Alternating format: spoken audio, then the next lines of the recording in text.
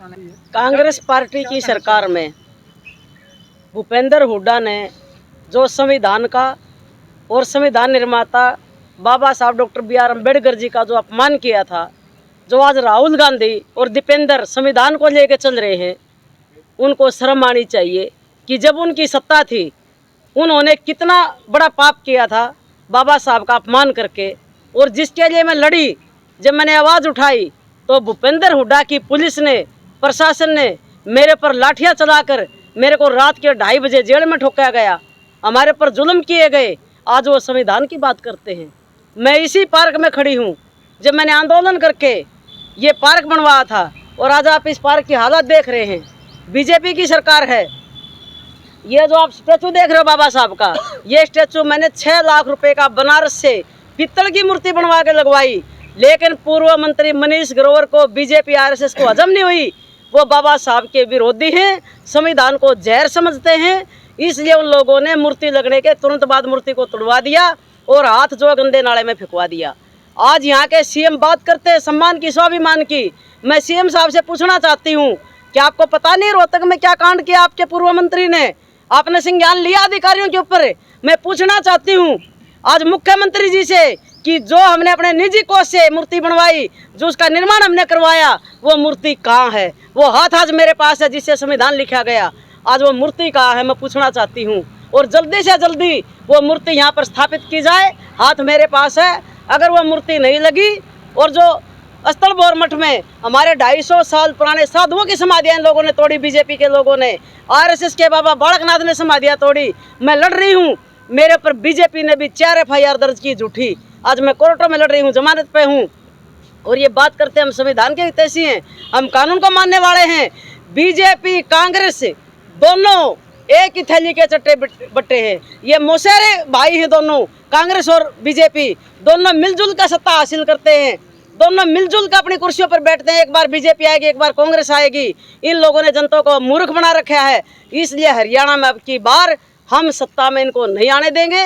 दोनों का विरोध किया जाएगा। और बाबा बालकनाथ ने जो हमारे चमरवा साधुओं की समाधियां तोड़ी हैं, उन समाधियों का निर्माण हम करवा कर रहेंगे, चाहे हमें अपनी जान की कुर्बानी क्यों ना देनी पड़े। धन्यवाद।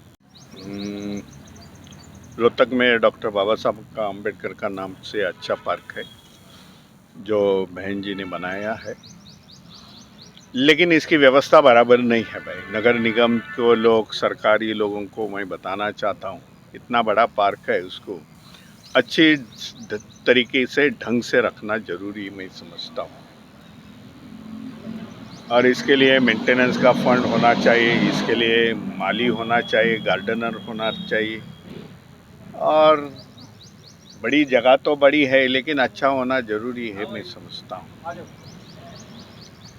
बाबा साहब के नाम से आपको माध्यम से पूरे हरियाणा वाले को बताना चाहता हूँ, कर्नाटक स्टेट में आने वाले 8 तारीख को 7.5 लाख पौधे लगाने जा रहे हैं उन लोग।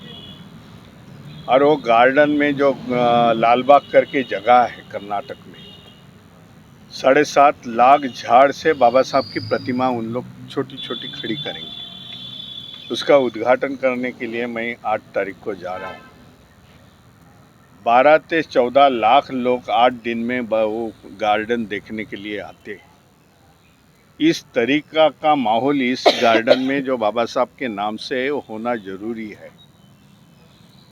इसके लिए यहाँ के प्रशासन को आपके माध्यम से बताना चाहता हूँ, भाई गार्डन का नाम बाबा साहब है तो वैसा गार्डन रखो। अक्टूबर नवंबर में यहाँ हरियाणा में स्टेट इलेक्शन की प्रोसेस शुरू है, इलेक्शन होने जा रहा है। सभी अम्बेडकरवादी पार्टियाँ इस हरियाणा स्टेट से हम लोग ने इकट्ठी की है। आज तक 12 पार्टी इकट्ठा आ गई, एक ही बैनर के नीचे आने वाले समय में चुनाव लड़ेगी। वो बैनर है हरियाणा गठबंधन मोर्चा का बैनर है। और उम्मीद है आने वाले समय में हम लोग हरियाणा पर अच्छी तरीके से राजनीति की ताकत बनाएंगे। हमारे सिवाय यहाँ सरकार हरियाणा में नहीं बैठेगी, हमारा उसमें सहभाग होगा, भागीदारी होगी, क्योंकि हर इंसान यहाँ का जो दलित है, पिछड़ा है, ओबीसी है, वो चाहता है कि हमारी राजनीति में हमारी भागीदारी, हिस्सेदारी होनी चाहिए। उनको एक ही कहता हूँ, भाई हिस्सेदारी होनी है तो जो महागठबंधन, हरियाणा महागठबंधन मोर्चा निकला है, उसको वोटिंग देके वहाँ सरकार में बिठा दो। जो स्टैच्यू कांताबेन जी ने यहाँ डॉक्टर बाबा साहेब आम्बेडकर पार्क में लगाई थी, उसकी तोड़मोड़ हो गई, उसका मैं निषेध करता हूँ। और कई साल हो गए लेकिन उन पर एफआईआर नहीं हुआ, उस पर कोई एक्शन नहीं होगी। इसके लिए यह सरकार की मानसिकता हम जानते हैं भाई कैसी है। खाली वोट के लिए बाबा साहब का नाम, संविधान हाथ में लेके इन लोग चलने वाले लोग हैं। लेकिन आने वाले समय में हमें राजनीति का बदलाव करना पड़ेगा इस हरियाणा स्टेट में, क्योंकि हमारे महापुरुषों का इन लोग घड़ी घड़ी अपमान कर रहे हैं भाई। फिर बाबा साहब हो गए, महात्मा फुले हो गए, कांशीराम जी हो गए। इसके लिए राजनीति पावर हमारी बुलंद होनी इस हरियाणा में ज़रूरी है।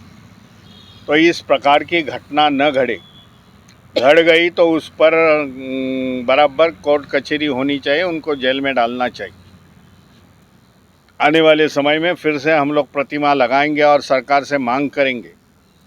राजनीति में बदलाव आता है, जिसने ये कांड किया है पहले उस पर भाई केसेस चलेगी और उसको अंदर डालेंगे। राजनीति